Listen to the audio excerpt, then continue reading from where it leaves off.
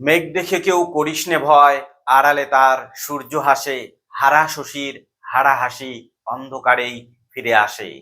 এই ভাব সম্প্রসারণের ব্যাখ্যা আমরা প্রত্যেকেই জানি যে দুঃখের পরে সুখ আসে, দুঃসময়ের পরে সুসময় আসে।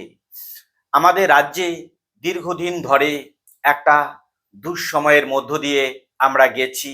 কেননা এমন একটা সময় ছিল যে সময়ে প্রতি বছর চাকরির পরীক্ষা হতো, প্রতি বছর শিক্ষক নিয়োগ হতো। তারপরে ধীরে ধীরে এমন একটা পরিস্থিতি হয়, সরকার পরিবর্তনের মধ্য দিয়ে, সরকারের পালাবদলের মধ্য দিয়ে প্রতি বছর তো দূরের কথা, বছরের পর বছর কেটে যায়, কিন্তু ঠিকঠাক পরীক্ষা হয় না, নিয়োগ হয় না। পরীক্ষা হলেও আইনি জটিলতায় নিয়োগ আটকে যায়। এরকম পরিস্থিতির আমরা প্রত্যেকেই সাক্ষী। আমরা প্রত্যেকেই এই অসুবিধার মধ্যে পড়েছি। শুধু মাস্টারমশাই না, এতে সমাজের লোক, অভিভাবক প্রত্যেকেই এই অসুবিধার মধ্য দিয়ে গেছে। এই অসুবিধা কি এবারে অবসান হতে চলেছে? এই অসুবিধা কি এবার ওভারকাম আমরা করতে চলেছি? এই নিয়ে আজকের আলোচনা। দীর্ঘদিন ধরেই চাকরি প্রার্থীদের অন্যতম দাবি ছিল, কি দাবি ছিল? যে প্রতি বছর নিয়মিত টেট, এসএসসি ও এসএলএসটি এক্সাম হওয়া উচিত বা এক্সাম হোক বলে দাবি চলছিল। বর্তমান স্কুল সার্ভিস কমিশনের ওয়েবসাইট এ কাউন্সিলিং ও ভাইভা সংক্রান্ত আপডেট প্রকাশিত হয়েছে। এই যে পরিস্থিতি 2016, তারপরে 2025, 2016-র যোগ্য অযোগ্য, 2025-এর যোগ্য, তারপরে হচ্ছে ফ্রেশার ক্যান্ডিডেটদের যে পরীক্ষা, তারপরে যে ইন্টারভিউতে অভিজ্ঞতার জন্য 10 নাম্বার ইত্যাদি বিভিন্ন জটিলতার মধ্য দিয়ে অনেক সময় চলে গেছে। গঙ্গা দিয়ে বহু জল প্রবাহিত হয়ে গেছে, কিন্তু সমস্যার সমাধান হয়নি। এবারে সমস্যার হয়তো সমাধান হতে চলেছে।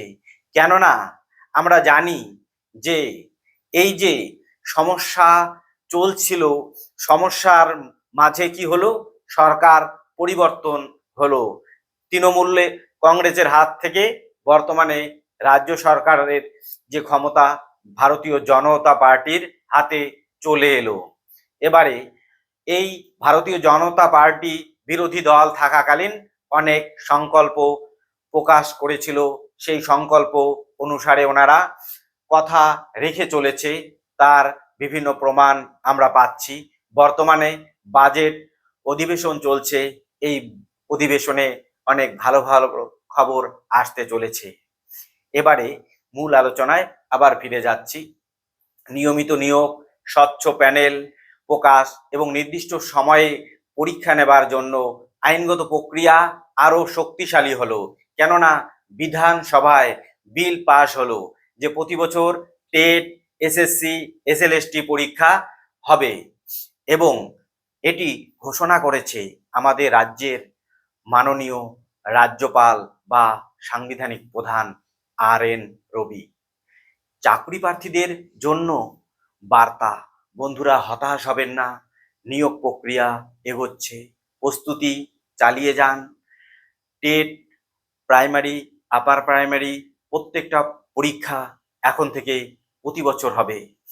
প্রতি বছর টেট, এসএলএসটি হওয়া কেন জরুরি, এ ব্যাপারে কিছু আলোচনা করতে চাইছি।